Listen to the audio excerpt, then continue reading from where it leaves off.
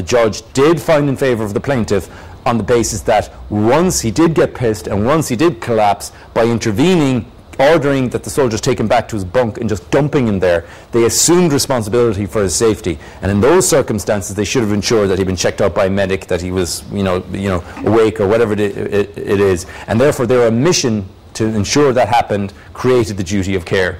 So acts of third parties, generally courts are reluctant to award duty of care or recognise the duty of care in those circumstances unless there is some relationship between the defendant and the third party. Usually that's an element of control. So the courts will recognise an employee acting in the course of his employment will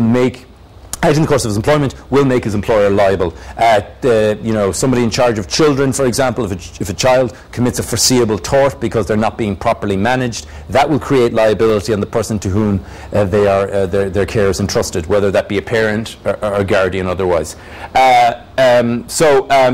And then Breslin v. Corkin was a good example of where the Irish courts did not recognise the duty of care for the actions of third parties. So that's the omission I just explained there. Policy then, just to reiterate, it concerns wider questions of justice, including corrective and distributed justice, rises in most common examples. This is where if you get a question on public authorities, for example, I would argue that you push the policy angle if you're saying whether duty of care exists or not.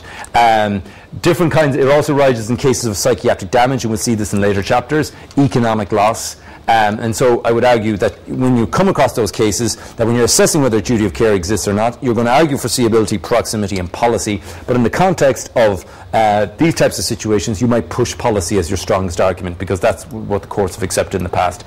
Getting on to the general about the development of the duty of care, Ward versus McMaster, 1988, followed the Ann's decision, came after the Ann's decision.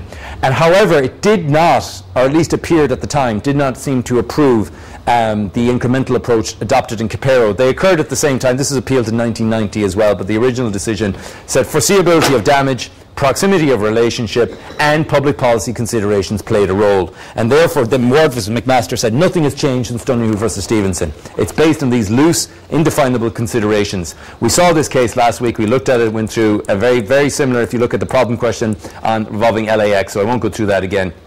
But in terms of the development, what happened then after Ward versus McMaster created that liability, there's two issues in relation to Ward versus McMaster. It could be argued it is authority for two things. One, it was authority for public authority liability in relation to facts similar to Ward versus McMaster. Before Capero, it was also seen as authority for our general view on the duty of care. That we had rejected incrementalism. It was a straightforward proximity, foreseeability, policy situation.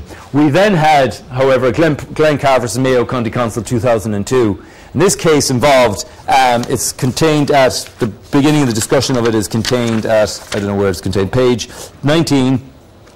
Page 18, paragraph 236, the discussion begins of that case. But in Glencar, what you had was a case, again, why was it reported? It was a novel situation. One, you had a public authority, and you had a private contractor seeking to impose a duty of care on a public authority to a private citizen. So that's one aspect of it being novel. Secondly, it involved economic loss, a pure economic loss. What you had here was a contractor who had entered into a joint venture arrangement, had been getting renewable mining licenses over a number of years in County Mayo. Mayo County Council decided one day, in their infinite wisdom, put a mining ban on all mining activities. Suddenly you had two companies who had invested 20, 30 years and a lot of money in building up this business, gone now because of this mining ban. So they challenged the mining ban, amongst other things, as being ultra vires and as being the decision was negligently reached. They had to prove then that they, as private citizens, amongst everybody else, had owed a duty of care, that there was a relationship of foreseeability, proximity and public policy, which allowed them to sue a public authority for what was purely economic loss. It was a very tough case to build from. Why would you distinguish it from suing the local authority in Ward, do you think? Either legally or factually? Lots of people affected, floodgates. Why do you both raise that point? you're talking to a confined. In other words, proximity. Absolutely. You're talking to a confined. In Ward versus McMaster, you had specific legislation for a specific category of people. Absolutely. And it was within that. And so it was an easier case to bring in Ward versus McMaster, certainly on the lines of proximity, because you could say, well, look, the damage was foreseeable. You could argue it in both cases, the damage was foreseeable. If you, Mayo County Council, make a decision introducing a mining ban, then all companies who are mining in your Mayo region are going to lose money. So the damage was foreseeable. Equally, Ward versus McMaster, the argument was that, look at, it should have been foreseeable that these guys were going to carry out their own survey, and therefore damage was foreseeable in both cases. Proximity, it was argued in Ward, was answered on the basis that you were dealing with a confined amount of people, and particularly a person who made an application for a mining licence. Therefore, you created that proximate relationship. In Ward, it was decided that there was no public policy reasons why this should not be worried. And as both ladies said here, the main issue would be there, well, you're not going to have a floodgates argument in this particular situation because it's for a defined group of people. We'll go back, we'll amend the legislation to make sure that in future we're not liable in these circumstances. In Glencar, it's more difficult because establishing this proximity, why should this business, out of all other businesses, why should this person, out of all other people who are subject to the decisions of Mayo County Council, why should they be owed a special relationship? Secondly, the policy considerations are much stronger here, are much more difficult here. Even from the point of view, if you look at it in terms of you had the poor, low-income family being wronged in Ward versus McMaster, and here you got a big corporation making millions, etc., looking for a bit. Even from that point of view, from a policy point of view, but also the floodgates argument. The argument could be, well, how much are we going to be liable for in this instance? Are we going to be liable to other companies, etc.? So I'm not saying Glencar was a decision that should have been decided a different way. Ultimately, the Supreme Court decided there was no duty of care owed in this particular circumstance.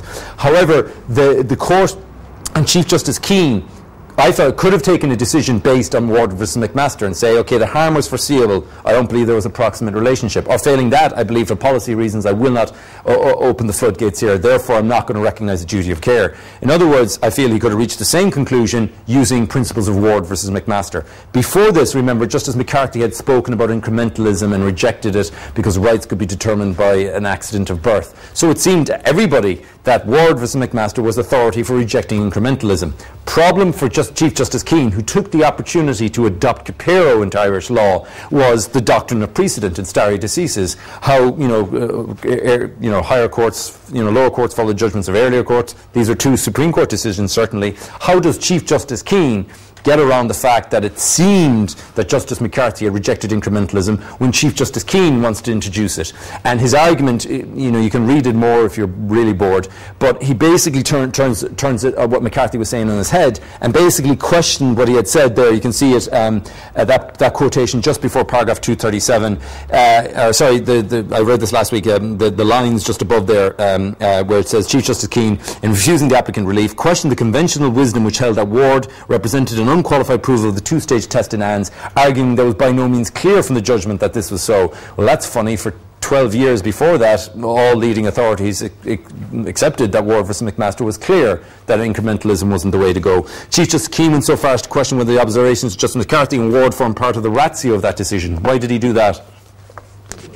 He'd be bound by it, exactly. So Chief Justice Keane, has to attack Justice McCarthy's words as not being the ratio of the decision. Has to try and say they're obiter. If they're obiter, it frees up Chief Justice Keane then to make a decision. He's Chief Justice as well, which, in terms of the hierarchy or ranking, puts him just that much higher than Justice McCarthy was at that particular time. And so basically what Chief Justice Keane appears to have done with Ward is said its authority, in other words, the ratio, applies to statutory liability and public authority liability. In terms of general discussion on general duty of care, it is not a leading authority. McCarthy's words were obiter, they were an aside, they were persuasive. Now I'm going to lay down the ratio in Glencar on the Irish approach towards that, and he did so there in the next paragraph. There is, my view, no reason why the courts determining whether duty of care arises should consider themselves obliged to hold that it does in every case where injury or damage to property was reasonably foreseeable and proximity or neighbourhood has been satisfied, unless there